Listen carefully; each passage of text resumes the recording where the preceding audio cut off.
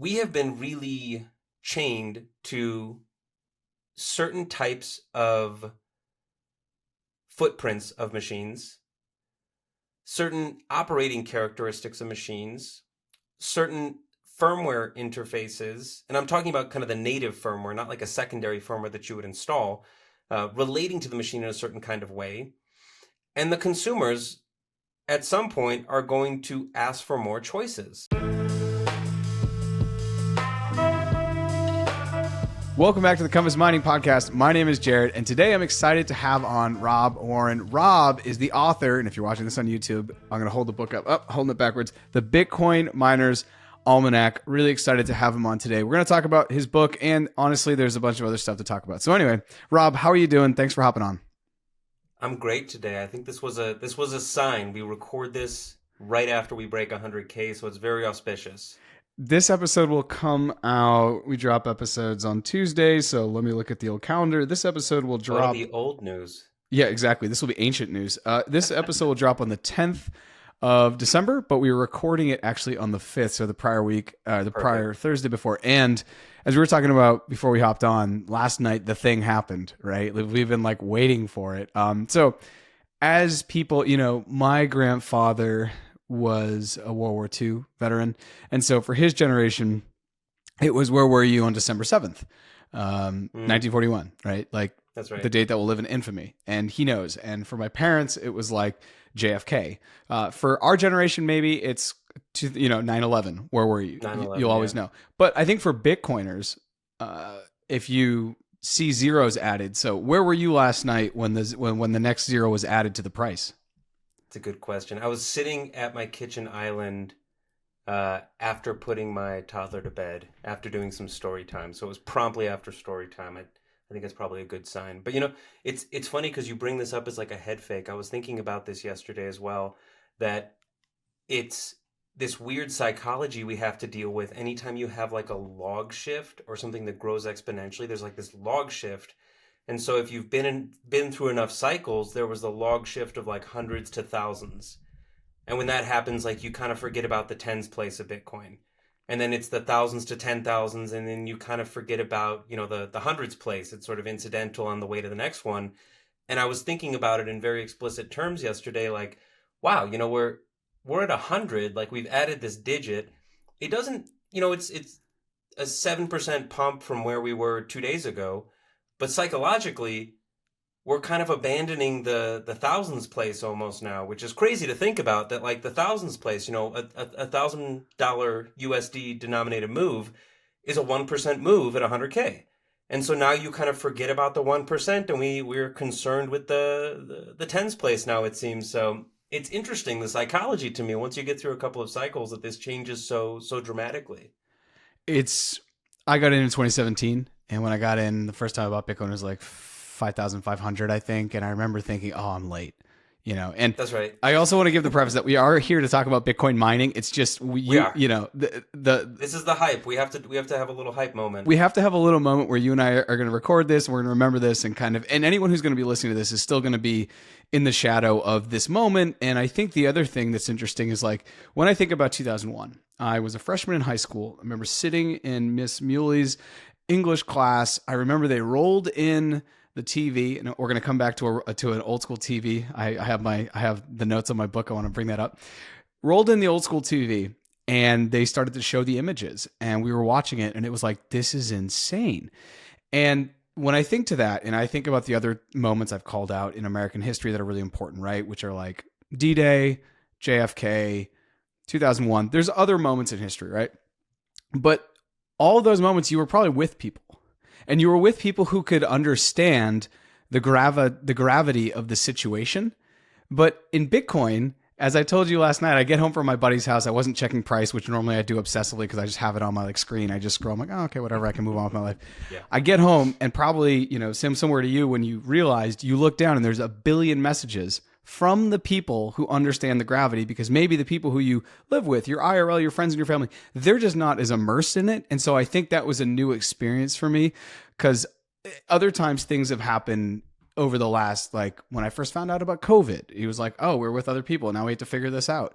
But with this was the first moment in my life where I'm like, I felt so connected digitally because last night I was Mm-hmm. putting up, by now when you hear this you won't have it, we have a Laser Eyes discount going on with Compass, so I'm putting up stuff for work, I'm putting up stuff with personal, all of my friends in Bitcoin are talking to me, but I've never been more digitally connected, but like alone. I'm like sitting in my Yeah. bed just like, this is awesome, this is awesome. I Did you have a similar thing? I mean, maybe you were able to share it with someone else. And I'll hype something local that you're experienced with. It's never been more important to kind of get out of the digital into the physical because I was like you, 2017, I was getting into Bitcoin and learning, but it wasn't until really 2019, 2020, the first conference that I ever went to was BitBlock Boom. And there was this like, oh, these people are real. Like you're matching avatars to faces, and these are real humans that you can go and schmooze and get lunch with. And since then, it's kind of been off to the races in terms of actually connecting and growing the local community. And we have a space, relatively new space in Denver called The Space that is the hub of Bitcoin. It's kind of the entrepreneurial Bitcoin hub for Denver. And I was sitting alone at my kitchen island, but the positive thing, the lining to the whole thing is that we do have a space. We have somewhere that we can go and we can, even if it's just sitting in the room doing your own work, being happy together. That's important. It's good to get in the same room. It's something that has changed a lot, at least especially in our lifetimes, where there isn't sort of as much of a third place. We just sit and hang out, and there's coming and there's going, and it's sort of like the Seinfeld coffee shop, right? And I think it's important to get those places back. I think as Bitcoin continues to crank and Bitcoiners recognize the value of these spaces, we're going to keep seeing things like the space pop up all over the U.S. Yeah, as the digital world becomes more and more important, especially to our commerce and how we make money and just how business happens, and obviously the pandemic super influenced that. When you're like, oh, I don't have to spend my C-suite, you know, in first class to go across the country so they can do a handshake, have some bourbon, have a lunch, and then fly back the same day. When you're like, oh, we can just do this on a Zoom and I can send you a DocuSign. That like I've known that for a long time. I've never actually formally worked in an office, and I still work virtually for Compass. But the second like other people woke up to that, it was like, okay, because we're living our lives and you and I are connecting through Zoom, even though we were recently just in the space, in a physical space together for the Bitcoin meetup, it's like those IRL things are so freaking important. The more we go digital, the more the IRL is going to be important. Similar to how I think you and I are roughly around the same age based on some of the references you have in the book. I was like, oh, this guy, I know this guy. Just like how when we were kids, the sacred, I talk about this a lot, the sacred was who I was talking to on AIM or who I was talking to online. Those were sacred relationships. And, if I hung out with people IRL after school, it was like, all right, we're just acquaintances. We live in the same neighborhood. But who I chose to hang out with online was sacred. And now it's flipped. Now it's like I hang out with a bunch of people online, right? But now IRL, like being in Thanksgiving with family and seeing my nephew, like that was sacred. Not that the IRL hasn't always been sacred, but because I spend so much time here in the Matrix, that's become sacred. So actually, we'll get to the book. Maybe we won't get to the book. I have things. You just brought up coffee shop, and I love that take. and it reminded me. Talk to me actually. So we were at the meetup, and I want to make sure we touch upon this. How was that for you? Someone who's been in the industry for a long time, who has one of the leading books on what is going on in the industry. How was that for you to be like, I have this thing now in my backyard? And shout out to Tyler and Wyatt and Joel and everyone at the space who was just absolutely crushing it. Yeah, the meetup was very cool. So for listeners or for folks that aren't kind of based out of the Colorado Front Range, so out of this space, there have been a bunch of core partnerships, one of which is with Compass that's facilitating a bunch of mining education. And it was very interesting. I went up to Curtis afterwards and I was chatting with him and I was like, "Oh, I get it. Like I get what you're trying to do here." There's this very interesting thing that differentiates Bitcoin mining from Bitcoin as sort of like the niche industry in and of itself, because we very often get looped in with the standard kind of financial services, um, uh, new finance, TradFi, learning about what we're doing, software. And so these are I won't call them kind of esoteric subjects, but they're subjects that can be done very intellectually. They're subjects that you can put out a white paper and you can influence people through your newsletter and you can um, the disparaging way to say it is, if you don't do it well, is that you're being a think boy, right? But so much to say people do it well, and you're using your mind to do these really interesting things, these analyses, and to test them in the code or test them in the market. But it's not like you're honing a craft in the same way that you are, whittling something in a wood shop, or learning how to weld, which is a really difficult skill to learn and to do it well. And what's really unique about Bitcoin mining is that we are kind of developing this new thing, this new industry, but it is extremely reliant on all of these ancillary, very traditional industries. So it's very, very reliant on engineering.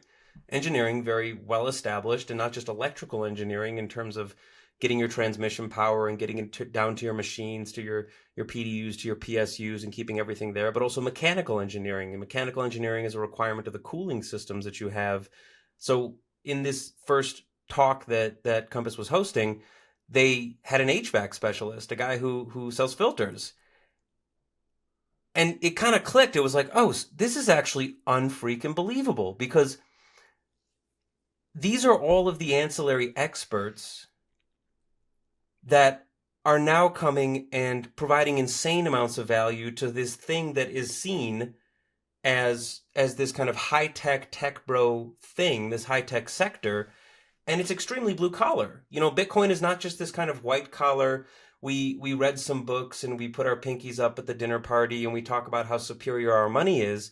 No, Bitcoin is also blue collar. Bitcoin is very, very baked into engineering, which is a technical subject, but also the actual operations side of things, the HVAC, the plumbing. You think these huge immersion mines don't have to employ really, really good plumbers, people that know how to weld, people who know how to run pumps. You're missing out if you think they don't have to get master electricians to come and help facilitate the designs of these systems. You're kind of missing the point. That's what makes us so special, and that's something really interesting that happened where it kind of clicked, and it was like, oh my goodness, I see his vision. He's trying to get everyone in the room, and he's trying to have this mutual conversation between these operators and these people who are building these mines, alongside the folks who are supporting it, who may not understand why their sales of these various filters have quadrupled over the last 6 months. But we're doing something that's very, very unique when it comes to the space, and very different from this kind of traditional financial analysis or traditional kind of, I wrote this this pull request or responded to this pull request or submitted a BIP. It's very different, and I was excited to see it. It was very cool. I couldn't agree more. And leading up to the meetup, if Curtis is listening to this, he'll chuckle at this. But I'm sitting there, I'm like, Curtis, I'm running media. I'm trying to get stuff ready. Like, do you need GIFs? Do you need PNGs? Do you need memes? What do you need so I can support the launch? And he kind of kept stuff close to the chest. And I'm really glad he did, at least personally. And this is selfishly from my side, because getting up and hear, I believe his name was Keith, talk about the filters. I was waiting for the Bitmain rep who was in the room to get up and talk. But I was like, no. As you point out in the book, the cooling and our ability to cool and our ability to, keep the machines clean is paramount if you've ever worked on a machine. And when I was out in Denver, Compass has a program where it tries to get people who are virtual and not around the machines, right? They're not doing the more laborious things, hands-on things every day. So I went to clean a machine, and I cleaned a couple machines, and I had people like watching me, right? So that was good. And it is difficult, right? I wasn't doing repairing, like you do need certain certifications, but I was just cleaning a machine, and it's really difficult. And one of the things that you become really grateful for is the filtration. So having cleaned a machine in the same day that then I went to the meetup and I heard about the filtration, I was like, oh, this guy should be in the room every time, right? Like there should be an HVAC, somebody like the local HVAC guy should be there giving out his card every single time that there's a meetup or there's any kind of like, I'm actually surprised that at Mining Disrupt, and I've never been, but it wouldn't surprise me to see filters just being on sale. Our filters are better. Look, we've done all these tests, etc. So, but yeah, great to have seen you there. We weren't able to connect, but I will be back in Denver, and I'm very bullish on the overall idea of the meetup, the IRL, and the fact that, as far as I know, that doesn't really exist. What you mentioned was true. Like Bitcoin mining gets lumped in. If there's a Venn diagram for people, it overlaps by 99% of Bitcoin and Bitcoin mining. but really it's not at all. You have like the Bitcoin logo in the middle, and then I don't know, maybe it overlaps 10 to 15%, but all of the Mhm. hard money, sound money, basically all the Sailor sound bites you can come up with. And even when Sailor talks about mining in the last like 3 months, he was on a podcast and he was still saying, the network exahash is like 360, because he just hadn't updated his like, his knowledge. So anyways, if we can, I want to get into the book a little bit and talk about Let's that. do it. So the book is divided basically into two sections. The second section is interviews with people who are doing really cool stuff with mining. The first section is also divided into two sections, which breaks down what an ASIC is, breaks down where mining is today, where it's come from with CPUs, GPUs. And one of the things that I wanted to ask you was why you used the analogy of the shoebox to describe an ASIC to people. You basically say, look, this thing is a shoebox, a metal shoebox, and there's 4 components to it. Why did you choose shoebox? Is that because that's something most people can wrap their heads around as far as a visual and how big it must be? It's for a couple of reasons, and the core reason was that at the time when I was starting to really pen this, there were all of these. It was kind of the golden age of these new instantiations of Bitcoin mining, where people were realizing that Bitcoin mining could serve certain roles. So they were realizing that um, it was able to travel to sources of energy and to go and consume very happily. That you weren't having this issue of like, oh, we can only be on this latitude and longitude or in this particular city. People were realizing that there was a lot of waste energy out there, and you could just hunt and search and find where those locations were. So that might take you to an oil field, that might take you to a decommissioned hydroelectric dam, that might take you to an electric dam that has too much generation and is inefficiently using its power. It might take you to a nuclear site or a coal site that's about to go out of business, that is looking for some more base load. And all of this was being kind of equivocated. And the conversation started with, oh, here's all these new things we can do with Bitcoin mining. I can heat my driveway or my hot tub. And then immediately all the prognosticating started. And everybody started saying, well, only the mega miners are actually going to be able to mine. And that's where it's all going to go. Oh, no, no, no. It's actually going to be all the home miners. All the home miners are going to be the only people who can mine. And that was really frustrating to me because I was digesting it at the same time as everyone else. And, I had a little bit more than most in terms of knowledge and experience of Bitcoin mining. And as I'm trying to put these pieces together, I'm going, well, this is nonsensical. None of this makes any sense. Nobody has kind of reduced it to a really core, definable, understandable meme, so to speak. And so if you can just kind of gut the whole thing and say, forget about everything, reduce it to a shoebox, and just imagine that it's a machine that you plug in and it makes some magic money. What question do you ask? Okay, well, do I start asking about how the machine works? Yeah, okay, well, we can address that. Well, do I start asking about how much it costs to run the machine? Yeah, we can do that. Well, do I start asking about what other sorts of things I need to plug into the machine or what I need to do to keep it happy? How do I keep it running? Because I like my magic internet money making machine. Yeah, we could do that too. So if you start by just turning it into this thing that does a thing, then you can get interested in it. When I look at a car and I go, oh well, I really want to have like a Porsche and go drive in the canyons in Colorado where I am. The first thing I'm thinking is, okay, well that looks like a lot of fun. All right, well, it starts with a lot of fun. It doesn't start with me going, oh, well, this is exactly how the engine works, and this is how the tires work, and the cam lifters are doing this magical thing, and if I switch this kind of octane of gas. No, I just want to have fun. This is a fun maximizing thing. I can do it in my truck. I can do it in a Porsche. Maybe I get more fun out of it. But you start with the general concept, the general problem, and that's what's really accessible to people. They go, okay, that's how I'm approaching this Bitcoin mining thing. I don't quite understand it. There's a magic box. You plug it in. Let's start from there. Let's just go first principles and kind of build up and build down. Down, you build into what are the components of the machine. And then up, you build into, okay, well, I want to run the machine. What does it connect to? And what impact does that have on the world?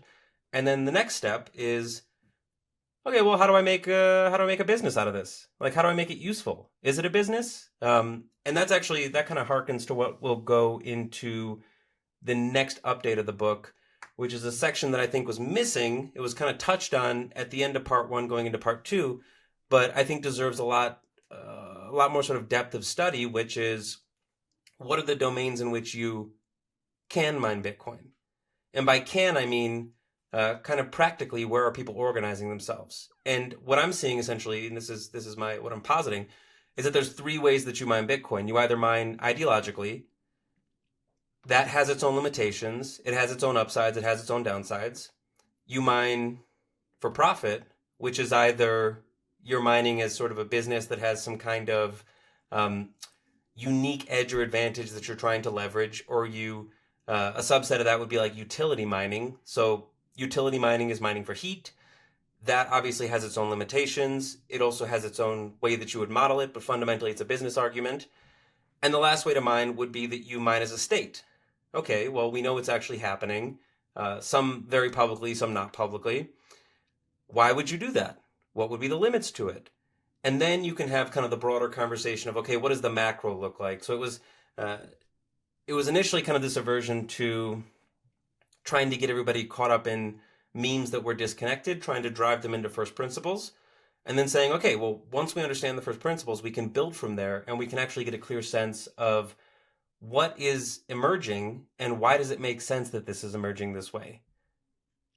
Yeah, that was way more than where I was going to go when I read it. When I was like, okay, why did he choose the shoebox? In my head, it was like he chose the shoebox not to kind of make a meme of, of this thing where you're saying it has 4 parts and it needs 3 connections. And then we can extrapolate that and use that as a Lego. Once we understand that, we can say, all right, do we want 3 in the shed, or do we want 10,000 in a clean spark facility in Texas?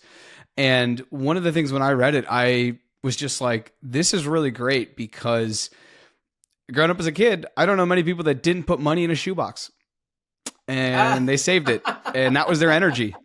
I love that. I'm gonna have to steal that, and it'll make me sound far more far more thoughtful about that. No, I was excited to share that with you, because I was like, that's what I read when I saw that. And I also think a shoebox is something that no matter where you are in the world, if you speak English and you're reading the book, you're like, you have an idea of the dimensions of a shoebox.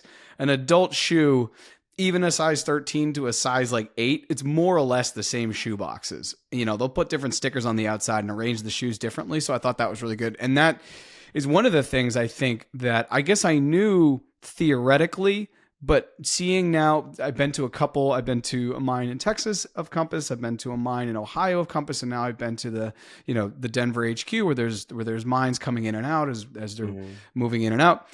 Is the size and how important that is, because whether it's an M30 or an S9, or then you get into the more standard ASICs that you kind of outline here, as that size starts to change, it had never really occurred to me, just because I'm not on the ground, how important that is. Even if it's like a 2 centimeter change, you may have to move 1,000 mines. If it changes 2 centimeters, you may lose some, you may gain some, you may have to change the way that they're kind of put into the place. And having been in a container that had those hard angles, if you want to get one out in the bottom, you have to move like 6 other 35-pound sharp edged metal things that weigh a lot and are valuable, and you have to unplug them. Anyways, it was really cool. So when I was thinking of the shoebox, I just love that, because I think that I'm constantly thinking, how do you explain something to a 5-year-old? Because that's like the way I get through the world, from any sport to any thing. And it's like, if you had to explain to a 5-year-old, you have a shoebox, there's 4 parts of it,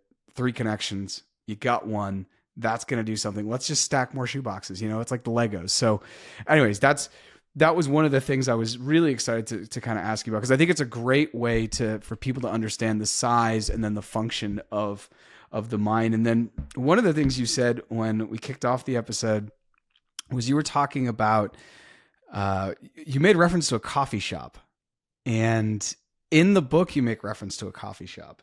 When we kicked this episode off, you had made reference to the Seinfeld coffee shop, right? Like people are coming in and out of the coffee shop. And one of the things that I was very interested in, I'm probably skipping ahead, and this is probably something I should ask towards the end of the episode, but I'm already in the flow here, is you had mentioned You have an excerpt here, and sorry, I'm trying to find it. I wish I was a little bit more. Uh, Sitting in Cafe on V, ordering a digital camera. no, so let's see. It says we were talking, it's talking about why do the work, and it's still in the first section. It says the number of individuals who could deeply apprehend and appreciate the early technical There you go. innovation of Bitcoin, as well as the secondary and tertiary monetary and cultural effects it could bring, could fit into a Brooklyn coffee shop with room to spare. You're talking about back in the day, 2009, 2010, 2011, when this thing's just getting off the ground. The idea of an ASIC doesn't even exist. The idea of an exahash, I don't think, is even theoretical. So my question for you, having read this book, is like, and once again, I'm skipping ahead. I should probably put this at the end, but now we're here with the coffee shop. If you had to put the coffee shop together, and we're gonna, the white paper doesn't exist, and you need to explain Bitcoin mining to. We send you to a new planet, and they all speak English, and they all have energy issues, right? Which maybe we could solve with Bitcoin. Who do you have in your coffee shop? Who are the other 3 or 4 people that you bring to help explain? And were those people instrumental in helping you put this together? And you can choose people you know or you don't know. Oh man, it's so hard because it's when you think about the creation of the white paper, what you're looking at is the terminal creation of all of this prior work. So you have Wei Dai, you have Adam Back being 2 individuals cited directly in the white paper. You have this anonymous Satoshi Nakamoto. You have people who are mid-career or firmly in their careers as experts of previously established fields that are producing this kind of or adding information to what becomes this terminal idea, this thing, the Bitcoin white paper that establishes this really beautiful solution to this cryptographic problem. So it's very, very hard to say, okay, well, who's in the coffee shop for the industry that is still getting its legs under it? Because when you think about the history of Bitcoin mining isn't, the idea of an ASIC is mentioned nowhere in the white paper. It doesn't exist. Only now, years and years and years after Bitcoin has been out, do we have the return of mining nodes coming to the forefront as a consumer product. And it's coming in the form of like these Bitaxes and solo Satoshis that are being integrated with nodes, which I think is very cool. And you have what Ocean is doing with their they're reducing counterparty risk with mining pools, and the goal of here is to reduce the centralization of creation of templates. So now we're kind of returning to what the white paper originally theorized, but everything between then, since Slush launches the first mining pool, the first broadly participated in mining pool, Slush pool, was entirely divergent. It was us going and saying, oh, we're going to build this hardware, and this hardware is going to have to be networked together, and it's going to be networked together, and it's going to talk to, well, it can always talk to your own node, but it's going to talk to this pool for the sake of convenience. And then all of a sudden the pools go, well, okay, well, we can do that, and we can pay you out as a paid per last known share. You know, it's kind of essentially what was established with Slush Pool, which is we will have you submit a less difficult proof of work to us to kind of let us know that you're still working. And so when we do find a block, and then we know who to distribute it to, we know how much you've been contributing. And then you have people go, okay, well, we can actually do that and expand on it, but improve the cash flow problem, which has developed this full pay per share, which is we've essentially commoditized the value of a hash, and now we're just going to pay you continuously for it, which is great in some ways as the person who is doing the mining, but it creates all these issues, obviously, with the centralization of who you're talking to, because if somebody's going to do FPPS, you know, it's good for the miner because it gives me, you know, I'm getting paid by the second, so to speak. But it means that the pool has to have a really large repository of cash on hand to deal with that statistical variance that they're writing. You've just transferred risk to somebody else. So who's in the coffee shop? I think the people in the coffee shop are a lot of people whose names we don't know. And I think it'd be really hard to find, because I think most of the people who have been developing these innovations have been doing so in the background of brains, writing the firmware, figuring out how to do these other payment schemes in the background of Foundry, figuring out how to manage the finance side of things. In the background of Luxor, figuring out how to appropriately program firmware for an FPGA, which they're fantastic at. Um, it's really hard to say. My guess is that the people who really deeply apprehend it probably still could fit in a Brooklyn coffee shop. Um, I think they would be a lot harder to find, and they would be far more technically niched into particular areas, and probably far earlier in their careers. You know, because we are building this thing as we're flying it. Yeah, I used that analogy yesterday. I said we're building the car as we're driving it, and Yeah. you see that because I've only been with Compass now for maybe a year and a half, coming up on a year and a half, and I've just seen the industry change. Even in that time, I feel like it's completely different. Even the conversations that people are having.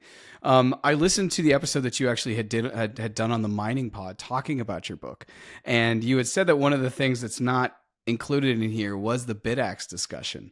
So, do you own a Bitaxe? Are you running a Bitaxe? You got a little soul miner there?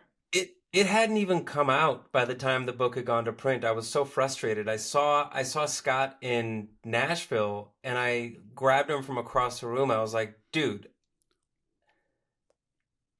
if you could have done this like 2 months earlier, I might have been able to have snuck it in before we go to print. But there is all this stuff that technologically are actually very, very interesting innovations. One of them being the Bitaxe, and I don't have a Bitaxe, but only because I am mining for heat in my basement. We have solar panels on the roof that the prior owner of the house graciously paid off for us, and so I'm taking all my excess free power and using it to run an S9 that in the summer I just vented outside. In the winter I vented into my HVAC, and so I get the utility out of the heat. It doesn't cost me anything.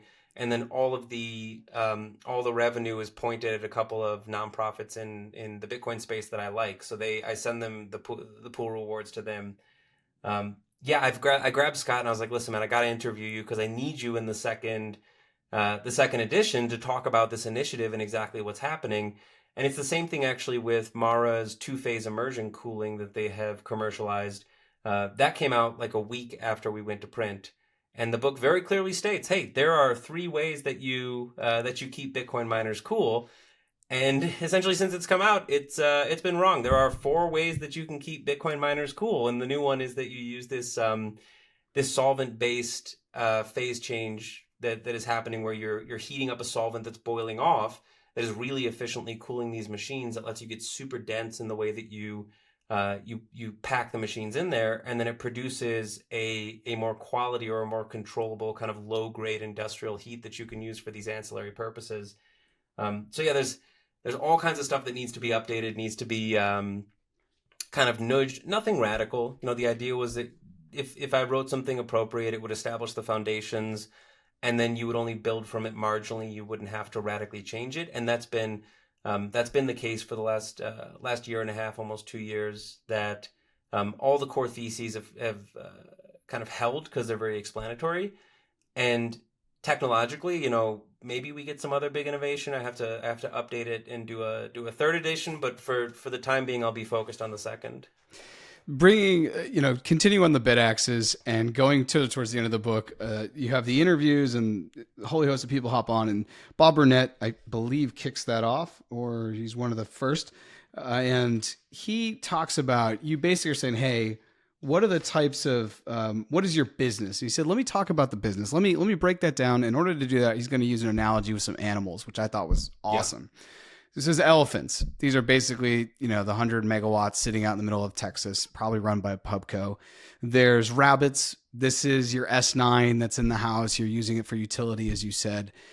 And then there's horses. Horses are maybe a couple megawatts, 5 to 10 megawatts that you can kind of get up a little bit quicker. And then he talks about the pros and cons of all these things. And from a hunting standpoint, which one's easier to kill and how that works. He also says that, he said, if you can have a 100 megawatt site or you can have 52 megawatt sites, what would you want? And he said he would choose 52 megawatt sites. Are you, having done all this work for the book and being in the space, Are you on the same mindset? You would also go for the 52 megawatt sites, or, and the question I have in my note was here is what's your animal? Is it a rabbit? Is it a horse, or is it an elephant? Compass Mining makes Bitcoin mining accessible to everyone. Whether you're investing in one machine or thousands, our customizable solutions are tailored to meet your needs. We are your experts in Bitcoin mining, offering a platform where individuals and businesses can purchase hardware, host machines, and access a range of ancillary services. Start mining in as little as 48 hours with our turnkey hardware online and mining directly to your Bitcoin wallet within 2 business days. Discover more at compassmining.io and see how we can power your success. Yeah, I think it's sort of like it's in similar to the question of how are people going to be mining in 50 years? Are they going to kind of trend one direction or another? I really like his analogy because it combines this idea of the amount of work that you are contributing to the network relative to your size, and that is compared against the kind of externalities that you may not have control over as a business. That is a really nice framing because it lets you very quickly understand one major trade-off, which is you can be small and you can retain decentralization and kind of keep the system alive, so to speak. You can get big and you have kind of a excuse me, a hash power centralization issue, not necessarily a network centralization issue, but you have a much larger threat vector. You have something that is big, that is a kind of single bastion, a single Fort Knox of hash power to be attacked. I don't know that there is a best or a worst. I can tell you personally, I really enjoy solving the big problems, and for that reason, I like the mega mining as a function of scale. I think what you get out of that is that you, and just in my experience and what I've seen working in both environments, is that when you work at and it's all trade-offs, when you work at a much lower scale, right? So ignoring kind of the home mining tinkerer, thinking of like these small 1 to 10 megawatt mines. Uh, the best of these that I have seen are run by these very, very methodical, brilliant engineer types who have really what they're doing down to a science. And they have the bandwidth to do that because it is typically like a 1 or 1.5 person shop. And it lives in the mind of this individual who has been building and tinkering and putting the pieces together. And there are some beautiful, beautiful, beautiful minds that operate in this way and can just continue to crank out into eternity. They are very efficient, both in terms of their operations and in terms of their capital use, the cost to run them. And they're solving a lot of the same problems that a megamind is solving. What's interesting to me about a megamind is that you get to solve these problems with larger access to capital. So that's a risk. It's a benefit because you can be bigger, but it's a risk because you can make bigger mistakes if you don't feel the kind of tightness of the financial purse strings, right? You can make larger mistakes, so you have to be very conscientious about what you're doing. You've now introduced a risk where you have to now train other people to do things because you're not going to be servicing a 400 megawatt mine yourself. You have to train teams, and you've introduced these whole issues of you have to have an HR team. If it's just you in your warehouse, you don't need an HR team, but you need that when you have 100 people on a site. And I like personally the big problems. They're a little more vibrant to me, and you run into a lot of the same things, which is you have to have people. You have to have people who understand what they're doing. You have to train them. You have to have vendors. Now, when you're really large, you run into a vendor problem that is different from what the mid-size operator is dealing with. Really, really large mega miners have this issue where, yeah, I may have 50, 100, 150, $200 million that I'm going to deploy. If I'm going to deploy that, it's very easy to find somebody who is very good at construction and give them $20 million to build something. It is very hard to find somebody that you can give $100 million to and have them build the first pass of infrastructure to cool 50, 100, 250 megawatts of machines. You are giving substantial amounts of capital to businesses that are also startups themselves. and you have to really, really know what you're doing. You can't just kind of rest on your laurels of, oh, we're going to go with this vendor, we're going to go with this vendor, because the second that you cut the check or the ACH goes through, you are not just their largest customer, you are probably 60-70% of their business for the next year and a half or the next 2 years.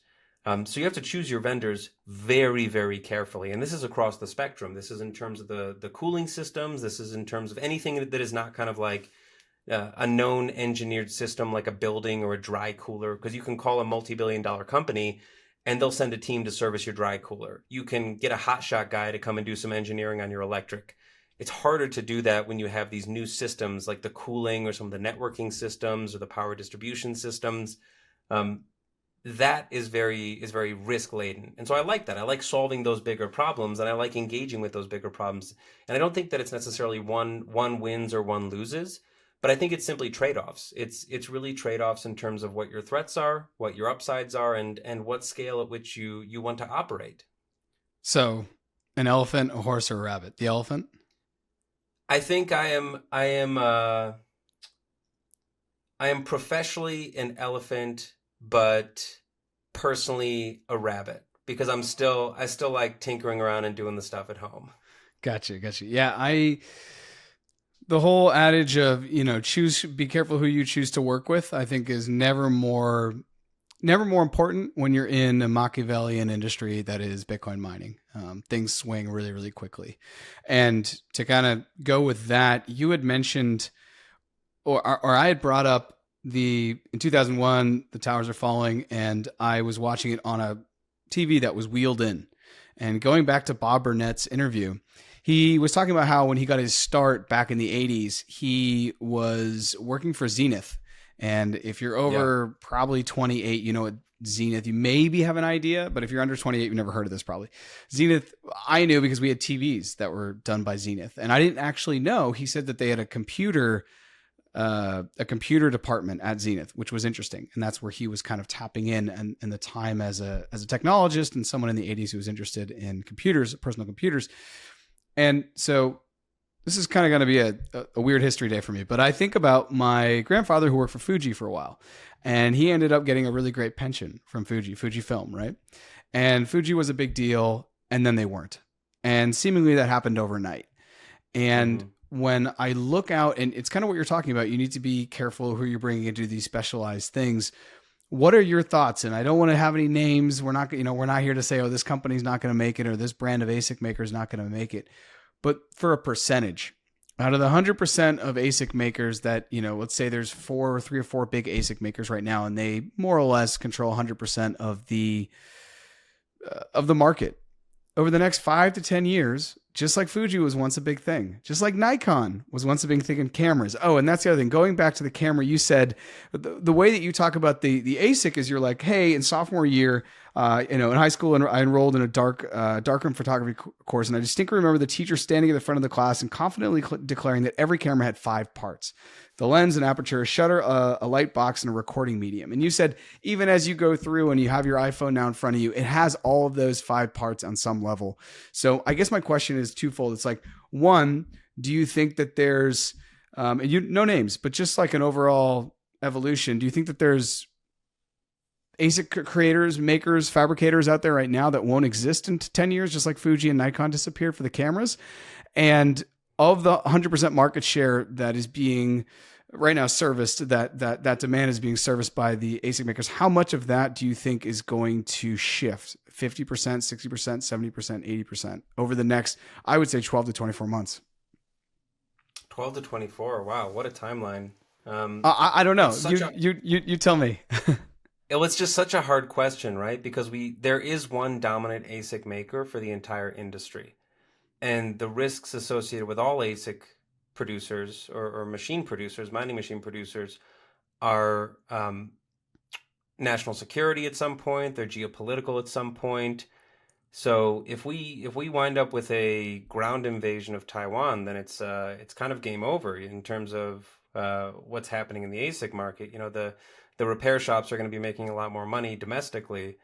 It's really, really hard to predict. I think it makes sense. It makes sense that you have kind of a runaway company that everybody knows who their name is, who has produced the lion's share of ASICs in the industry. It makes sense. Now, getting it is one thing, keeping it is another.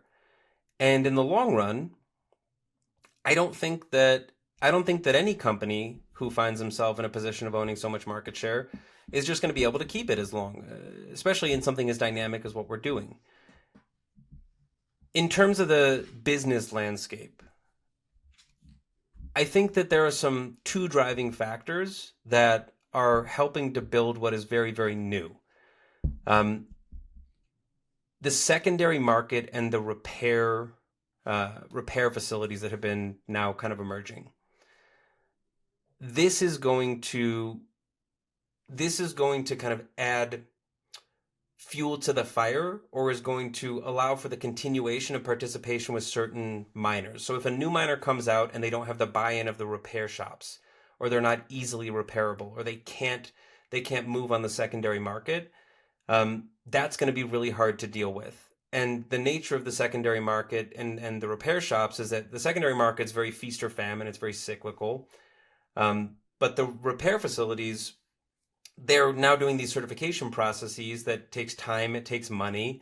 And so you're sort of tying your domestic industry, which is repairs, to an international industry, which is overseas production of ASICs. So the first question that I have is like, what kind of flexibility do you have there in terms of who's going to come out of the woodwork and produce new ASICs, right? Like, can they provide components? Are they going to be able to generate something that will go to a repair shop that some guy will be able to go and fix it? Because it should be like a computer repair shop. It should be easy. If I go in with a Mac, I go to a Mac repair shop, or the guy who can fix the PC also knows how to fix a Mac. It's off the shelf stuff. I can get 10 different screens or different keyboard colors if I want. There's a lot of interoperability. And this brings up the second point, which is all of the open source minor initiatives that are happening right now. I think that everyone is going to continue to be asleep on for the next 12 to 24 months. And then I think overnight, the open source mining initiatives are going to explode. And what I mean by that is we have been really chained to certain types of footprints of machines, certain operating characteristics of machines, certain firmware interfaces, and I'm talking about kind of the native firmware, not like a secondary firmware that you would install, relating to the machine in a certain kind of way. And the consumers at some point are going to ask for more choices. A lot of these companies, these manufacturers, can be very difficult to work with because they just want to make the ASIC and make their money and be done with it. Try getting a manufacturer warranty from some of these companies. It's very, very difficult. If you have an open source industry it's not going to happen overnight, but I think it is going to surprise people how quickly it ramps up, is if you start to see, third party or independent producers start to use the lessons from this open source, these open source organizations, what you're going to find is that you're going to have sort of a new explosion of domestic ASIC, not just production, but people are going to be able to composite these things in ways that we haven't thought of before. Because we can't be competitive with it in the US. Like, we don't have the production, we don't have the foundry space, we don't have the cost of production. We don't have the history in terms of the intellectual capital that's required to do a lot of this chip design. Once that starts open source and then can start to drive what's happening in the market, domestically particularly, I think that's going to blow people's brains away in the next 5 years, but I think everyone's going to be asleep on it for the next 12 to 24 months. Yeah, I give 12 to 24 months just because I think in the bull run, the attention comes and the money's going to come, and some VCs are just going to start buying up like, oh, you can create this little Bitaxes thing, which everyone can put in their homes in the Northeast. And, I'm up in New England, you're in Colorado, things get cold, and it's like, okay, it's going to use the same as a normal, little micro heater you put in the corner of your house. And you can also get sats at the same time. I was sitting with Tyler Stevens from the space, and we were talking about this for a while. He had the exact, I'm going to spill a little beans here. Sorry, Tyler. He had the exact same idea in the sense that he's like, why does it have to be the way it looks now? Why can't we shape it to something else? Right now, we're shaping it to we're only thinking because we need it to be on racks. But if it was all open source and you could, maybe make a long tube of these things. And once again, I'm saying things that engineering maybe don't make sense, but I'm hoping to get the idea. Make it in a different form so it fits different things. Right now, we're fitting a lot of the rack space around what the miners look like, as opposed to in the future, we may be like, okay, I want to put this in my shed, but my shed looks like this, and I already have racks. Could I just go down to the store, like you're saying, and change things up? And especially from the PC, yeah. Go ahead. I can give you a super concrete, super clear example of this. Perfect example. So a lot of the early mega mining facilities were designed kind of schematically based off of here's what we thought would work. And they are not efficient for certain types of machines. So there are some huge facilities that ran nicely with S9s that the second you try to throw S19s into them, they choke in the middle of summer. They can't run. Maybe you can throw a bunch of M60s or M60S pluses or something like this and change the dynamic, the internal airflow of this. But if you're thinking in the macro scale, you can model a Bitcoin mine as if it's a single miner. You can do your all-in blended joules per terahash. You can do your all-in blended cost of electricity over a period, the hash price over that period, and you could treat a 900-foot long building as if it was a single machine. Okay, so let's be concrete. Now, we have machines that don't run happily in that facility for whatever reason. It's a version 1 Bitcoin mine that is kind of like this old house. Like, why was the stairwell there? Well, that's just kind of how we did it back then, but it doesn't really work anymore. We want to do open concept. If you can think about the whole facility as a single machine, a single Bitcoin miner, and you can now say, oh, well, we have a whole set of open source tools that let us, instead of being trapped to things go in tanks or things go on the wall, can now be a conversation about, oh, well, what if there were 10 different ways that I could arrange the chips on a board, or 10 different ways that I could composite boards, or the actual frames of the machine, or the actual cooling systems? What if there were 10 different ways that I could engineer that meant that I could retrofit my space without having to make these little marginal shifts and say, oh, well, we have to take this machine, it's got these rough dimensions, this one's slightly larger, this one's slightly smaller, I got to go and change my PDUs a little bit. You can now radically reimagine what the inside of a facility looks like, and you can actually tailor it to operate in all conditions, because at the end of the day, if you're not running, you're not making money. And that has been a very real problem for many, many large facilities, where what worked in version 1, or kind of worked in version 1, really doesn't work in version 2. And you can't really solve it just by changing the machines. If you could change the form of the machines entirely, gut everything and start from scratch, then you may actually be able to solve the core problem without having to dump $50 million into a building. Yeah. So you're thinking that 12 to 24 months, people are going to sleep on it. But then after that, there's going to be almost like a renaissance of open sourced products coming out. Or how do you envision it to... Because what I heard, and I might be putting words in your mouth, is after the 12 to 24 months, these open source potential solutions are going to start to eat market share. And even like a 5% out of the 100% that I'm trying to create, like for the, the theoretical for the episode, even a 5% of market share is massive. We're talking billions of dollars on some level. That's right. So it's going to be small, right? You're seeing it right now if you follow the Bitaxes development. The Bitaxes started as like a cute little lottery miner, something that you could just have, and I think it's very valuable because it's like you're mining, you're learning, you've got it physically there, this thing that's mining. But what have people started doing? They started scaling it up. They started building containers for them. They've started building chipsets that have 9 chipsets, and you go, okay, well, what are they really doing? What they're really doing is they're recreating the Bitcoin mining machine. That's all they're doing. They're just recreating a Bitcoin mining machine. And they're solving all these little technical problems just because they're interested, they're hobbyists. Now, okay, well, what is that going to look like? Who's the first person that's going to take a bite out of that and go, holy smokes, I need that thing? Well, there's a lot of things that people have been saying around home heating. Now, home heating has a very big problem, which is if I go to Walmart right now, or Target, probably Walmart's a better example because it'll be cheaper. For $15, I can get a space heater that will work for the next 20 years. Okay.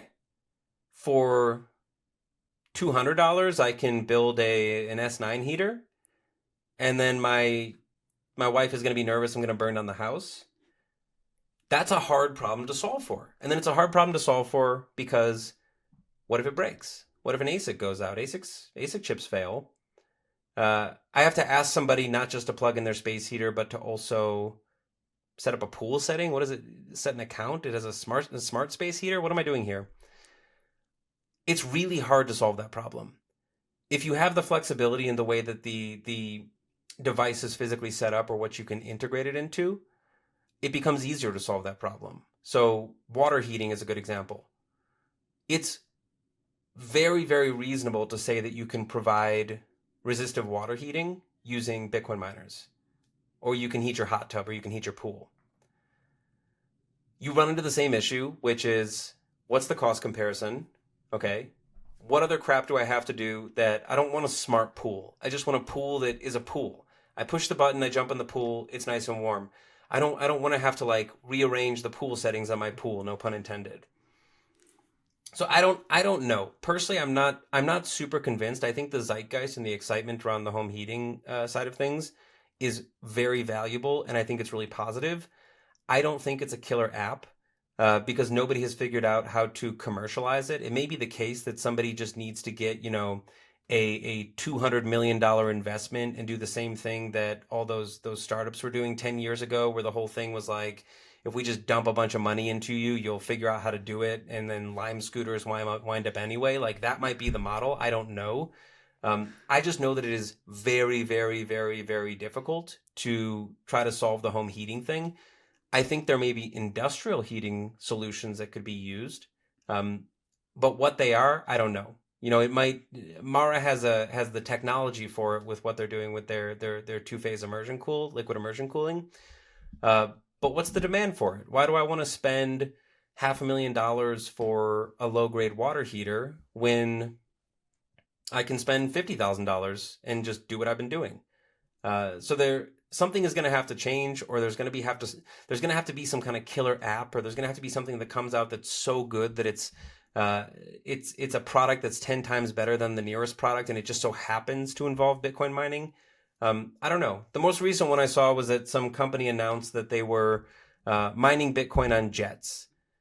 And it's like, okay, well, that doesn't make any sense to me. Like, mining Bitcoin on jets, and people are saying like, well, you're going to have generators on the jets. Like, oh, well, yeah, you might have a generator on the jet, but you're not running it at full capacity the whole time, I assume. Like, it's variable. Like, the whole thing about a jet is I want it light, I want it fuel efficient because the fuel's expensive, and I want it to be safe, and I want to be conscious of I have to be like, triple protected in terms of everything that I do because people's lives are at stake. It's like, well, we're Bitcoin mining in planes. What does that mean? That doesn't mean anything to me. Like, is that the killer app? Like, am I going to add, 50 to 100 pounds to planes so that I can generate like 150 terahash? Is that really what is valuable? Is like this 150 terahash, 20,000 feet in the sky at, 20% of the time the plane is flying, which is only 5 hours a week or something like this. Like, I see a lot of stuff popping up, which is exciting. People are trying new stuff. But I don't know that the killer app has happened yet. I was speaking about the plane and the mining the other day on Talk Mining Tuesdays. We have a space at 6 p.m. Eastern. This is kind of a shill, make sure everyone shows up. And we were talking about that. And I was just, I could like hear Samuel L's voice being like, get these, snakes off the plane type thing. Like, why is this? Why? How did we get here? But I love that you brought up the scooters, because I'm currently in Boston, but most of the year I live in Bogota. And like, that scooter thing has never taken hold in any part of Latin America I've been to. But in every major city in like Bogota is 10 million people, right? It's about the same size. It's bigger than New York on population. It's roughly the same size, the same like footprint. But like, that hasn't taken over. But every city I'm in the United States, there's scooters everywhere. So I'm always interested too, culturally, why like, I don't know, those south of the border are not down for that. You had mentioned something interesting there. It's like, okay, so we get these Bitaxes, and then it's almost like, I don't know, is it human nature? It's like, hey man, I've won. What if I connect 2? What if I connect 3? And we've seen those pictures of like someone's kitchen table. It's like 10 Bitaxes. And at that point, it's like, dude, why don't you just like get an M30, get an S9? If you got some solar, you got some like wasted energy, what are we doing here? Mm-hmm. And I was towards the end of your book, and I think something that I often ask people who come on the pod is like, what's the future? And you said, I'm going to read here. You said, you can ask the question, where are we heading? To our emerging space 1,000 times. You can ask the white paper, the protocol, the developers, operators, and manufacturers. You can ask the whole supply chain, and you only receive a single verifiably true answer. We are headed wherever we will survive, and even there, we don't know for how long. And we just kind of touched a little bit about, where we're going to go, who's going to survive, what's going to survive, how that's going to mold. And then you talk a little bit about how Bitcoin is obviously way different. Sorry, Bitcoin mining is way different from Bitcoin. And you said the Bitcoin miner has no luxury. Our reward comes from innovating and seizing opportunity, not from our infinite modesty and patience, which is maybe the, stacks sats and stay humble. This is the edge we race on. And while the rule books are yet to be written, we have learned enough to put a few stakes in the ground and set our proverbial camp around emerging trends. And so, with that, by the way, excellent writing. I want to ask, is the future just growth? Is that it? Is it just growing elephants, letting rabbits multiply as they do, going back to that analogy, and the horses will continue to run wild looking for stranded energy? Or, and is that enough 33%? Probably not. I would say the elephants are going to continue to take more and more market share just because they have the capital. Like you're saying, they're getting millions of dollars to throw stuff at a wall to see what sticks. lack of language there. But what's your, and once again, this is so hypothetical, but you're an expert on this stuff. So what's the breakdown moving forward? And actually, where do you think the breakdown is today? And then where do you think it's going to be in 5 years? Once again, we're going to go back to the elephants, horses, and rabbits. Oh man. Well, there are analysts that would be far, far, far better at doing a proper estimate. Or they would, but I'm asking you. Than I would. What does it look like today? I mean, you could probably do it based strictly off of predictions around what Mara's done, using them as like a benchmark because they mine for themselves. So you have a really clear, assayable way to see. Here's what's on their filings in terms of their size, and here's what percent of the network they are at any given point, and you can correlate that with how much they're spending. I think then you'd probably start to look at large pools. So you would look at Foundry, of course, which has the lion's share of the large publicly traded companies because of its regulatory compliance. Like essentially what they have is like top tier regulatory compliance, SOC 2 accreditation, things like this. Those would be the initial places that I would look. I would guess then that you probably have, everybody talks about nation state operating, but if you've ever been to the DMV, why would you expect that they would know how to run a mining farm better than the DMV? That's tough. That's harsh. I don't buy the case that I feel for Bhutan when you say that. In the story in my head is Bhutan's better than a DMV. Bhutan, because it's like, it was more of a comment on scale than about running these kind of like small state facilities. Like Bhutan has been the gem in this whole thing because they've just kind of been quietly doing their thing, using their own natural resources, and they have the repository to prove it, which is wonderful. They haven't done the big marketing campaign in the same way El Salvador has, or they haven't gone radio silent in the way that Russia has, but we all know that they're doing it. Probably because it's, state assets going into a private pocket in Russia. Any Russian people in the know, please don't watch this and send this to anybody in power in the Russian government. Anyone in Moscow, yeah. Everything is above board. No, I'm sure everything is above board.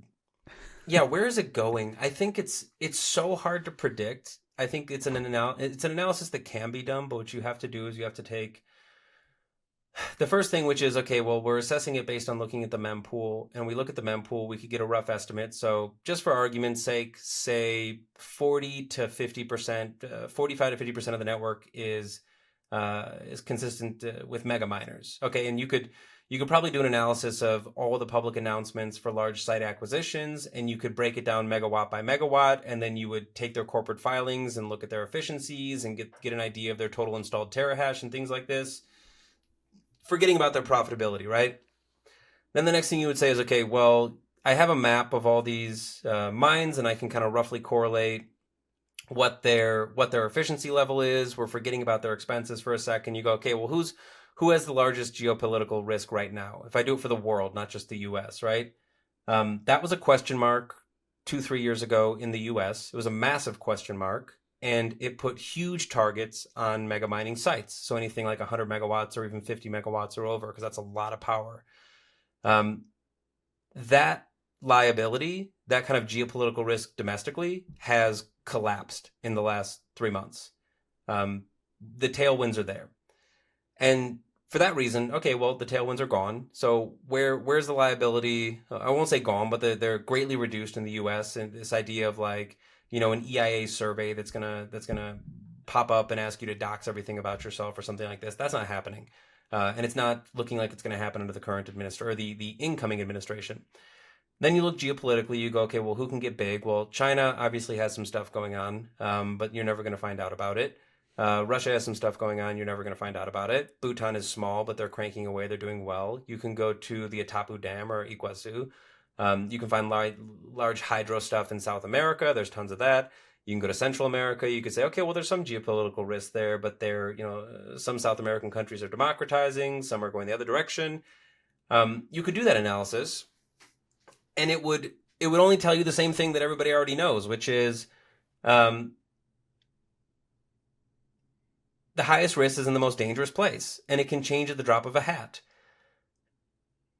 And it's shocking. I'll use the price example again, right? It was shocking. I'm looking back and I'm thinking like the first time that I was buying Bitcoin, 2017, like yourself as well, I was signing up to buy it on an exchange, and I felt like I was doing something sketchy.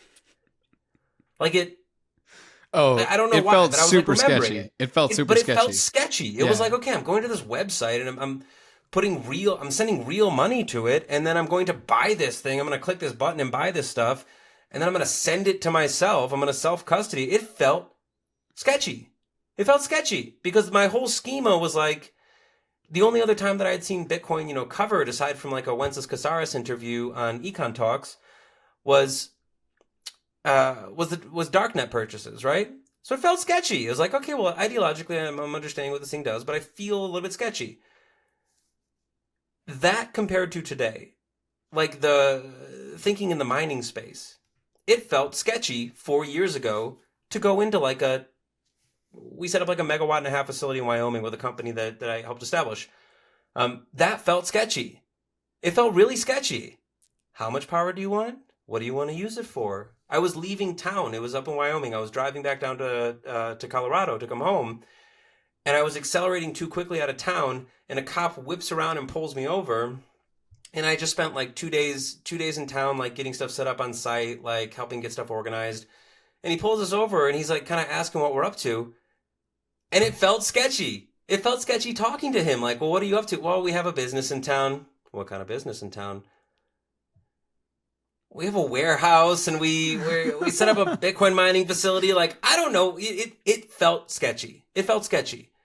And by comparison, you go and just 2 months ago, I'm there, and I'm back up in Wyoming talking at the University of Wyoming because they're throwing their blockchain stampede, or because they have a whole curriculum established through the business school where they're teaching and training people in blockchain and in Bitcoin in particular.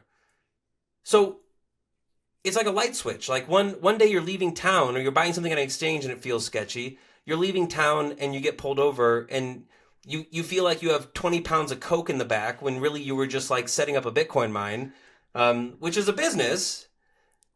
And in the blink of an eye, you're talking at a university and people are like, oh, well, I've thought about this. Or you're sitting listening in on a public earnings call and JP Morgan has a question about the ASIC depreciation. So I don't know. I think the best way to do is to assess the risks and to always be very cautious when people start to get exuberant. And, now we're going into a point in time for exuberance. So I would be very, very guarded, even though you're going to see people making disgusting amounts of money. You have to recognize that they have gotten that because 4 years ago when they felt sketchy, they were building something, not because they jumped in today. So it's hard to say. It's really, really hard to say. I'm sure that's a very unsatisfying answer. But I really think that Bitcoin mining is going to become ubiquitous. I think that as the technology improves, as the efficiency improves, as the modalities improve, as it becomes really easy to kind of integrate Bitcoin mining as like a general load, I want to leave my generator on at the truck stop, so I might as well mine Bitcoin with it instead of just idling. I have this large seafaring vessel that has to run these generators. Otherwise, I restart them. If I shut them down for more than 2 hours, it takes me 2 hours to start them back up. Let me just mine Bitcoin with them. These things already exist. Like ships already have systems that are designed to run seawater with them that are just designed to dump load so that you can keep engines on. I think that that's kind of the low hanging fruit. Are these $10 billion businesses? I don't know, but I see kind of a world of more disparate integrations where these things become ubiquitous. People in their industries go, you know what, this actually makes sense for me. It could be a cost recapture. It could be a heat sink. It could be a way to generate some kind of marginal gain where I have generation that I'm not fully using. I think that's more likely to happen, is that we just kind of become ubiquitous. We become part of the fabric of the energy landscape of the world, less so that we all sort of trend towards mega mining, or we all trends towards Bitaxe mining, which I think is unlikely. I think in 10 years there are going to be mega miners. In 10 years people are going to be running their Bitaxes. Well, I absolutely love that take. I do think it's going to become more and more ubiquitous, and I'm interested. Just being up in the Northeast right now, it's like 23 cents a kilowatt in my town, and Wow. it's really high, right? So just the energy is different. So I'm interested. Like when I see Bitcoin mining eventually in something, whether it's some appliance which you can buy and it's going to get you sats, it's going to create heat in the winter. It's basically going to be, not, that maybe not at the $15 price point, but up to that $150 to $200 price point of the S9 or something that you're getting off a marketplace. But it's easy to use. It's not going to break down. It's super reliable, and it's totally utility driven. I think utility is the future. So very excited about that. I see that the book was published through the Bitcoin Magazine books. So if people are interested in getting their hands on it, where can they go? So you can find it on Amazon. You can find it on Bitcoin Magazine's website. Anywhere that you would go online to find a book to buy. Or you can just Google it and it'll pop up, or just DM me and I'll shoot you a copy from my personal repository. Sweet. I will make sure you stay on after, because this is, Christmas is around the corner. This is a great gift. What do I also want to ask you? Yeah. DMing you, is it cool if I leave your X and your LinkedIn in the show notes? And what are those? Yeah, 100%. Bikes and Bitcoin. LinkedIn, you could just search my name, Rob Warren. I think it's like Rob Warren Bitcoin or something on LinkedIn. So that's a pretty determining signal, right? People are either going to immediately brand you unhireable or be very interested in what you have to say. Yes. Bikes and Bitcoin, and then just Rob Warren on LinkedIn. Yeah, I was going to say, I took my laser eyes off yesterday, and I don't know if I became more brandable from the rest of the world or less cool to the Bitcoin world. I was the same way. Exactly. So if you're watching this, please go ahead and subscribe. You're watching this on YouTube, you're listening to this on a podcast platform, please subscribe. Make sure you're following Compass Mining on X, LinkedIn, and YouTube at Compass Mining. And Rob, thank you so much for taking the time to hop on, talk about your book, and talk about Bitcoin mining. Huge pleasure. Thank you.